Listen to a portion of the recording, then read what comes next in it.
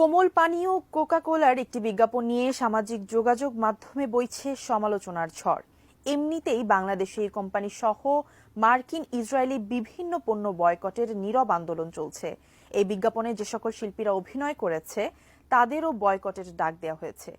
এবার এই পণ্য সহ সকল ইসরায়েলি পণ্য নিয়ে মন্তব্য করলেন জনপ্রিয় ইসলামী স্কলার মিজানুর রহমান আজহারি ও শায়েখ আহমদুল্লাহ। বিস্তারিত মোহাম্মদ সোহাগ বিশ্বাসের রিপোর্টে।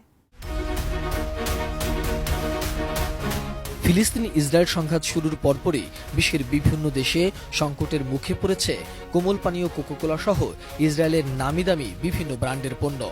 ইসরায়েলি সমর্থনের অভিযোগে মুসলিম দেশগুলোর নাগরিকরা পণ্যটি বর্জনের ডাক দিয়েছে। এর প্রভাব বাংলাদেশেও লক্ষণীয়। সম্প্রতি কোকা-কোলার একটি নতুন বিজ্ঞাপন প্রচারে আসার পরপরই এ নিয়ে নতুন করে সমালোচনার ঝড় ওঠে নেট দুনিয়ায়। বিজ্ঞাপনটি প্রচারের পর বয়কটের ডাকে এখন সরব সোশ্যাল মিডিয়া। শুধু এই পণ্যই নয়, ইসরায়েল সমর্থিত বা ইসরায়েলি সকল পণ্য বয়কটের ডাক দেওয়া হয়েছে। একই সাথে এই বিজ্ঞাপনে যারা অভিনয় করেছে তাদেরও বয়কটের ডাক দেওয়া হয়েছে। কোকের বিজ্ঞাপনটি নিয়ে এবার মুখ খুলেছেন দেশের অন্যতম জনপ্রিয় ইসলামী আলোচক শায়েখ আহমদুল্লাহ। সোমবার নিজের ভেরিফাইড ফেসবুক পেজে এক পোস্টে তিনি বলেছেন, আপনার ঈদ হোক চিহ্নিত ইসলাম বিদ্বেষী পণ্যমুক্ত। সাধারণ মানুষের বর্জন যে কত শক্তিশালী হাতিয়ার তা আজ দিবালোকের মতোই স্পষ্ট। ইমানের দাবিতে এই শক্তিশালী হাতিয়ারকে সঠিক জায়গায় ব্যবহার করুন। আমাদের বর্জন হোক মজলুমের প্রতি ভালোবাসার নিবেদনের জন্য।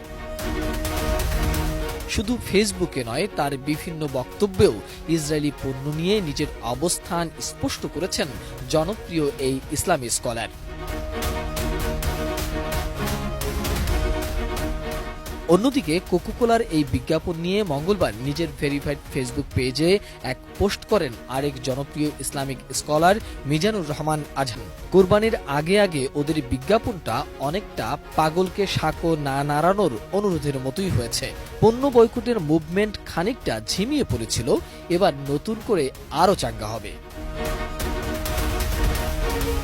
অবশ্য সমালোচনার মুখে বিতর্কিত বিজ্ঞাপনটি ইউটিউব থেকে সরিয়ে নিয়েছে কোকা-কোলা। মঙ্গলবার দুপুরে তাদের ইউটিউব চ্যানেলে সার্চ দিয়ে দেখা যায় বিজ্ঞাপনের ভিডিওটি চ্যানেলে নেই। তবে ভিডিও সরিয়ে নেয়ার বিষয়ে কোকা-কোলা অফিসিয়ালভাবে কোনো বক্তব্য দেয়নি। এই বিজ্ঞাপনে মডেল হিসাবে দেখা গেছে অভিনেতা ও নির্মাতা শরফ আহমেদ জীবন, শিমুল শর্মা, আব্দুল্লাহ আল সেন্টু সহ অন্যান্যদের।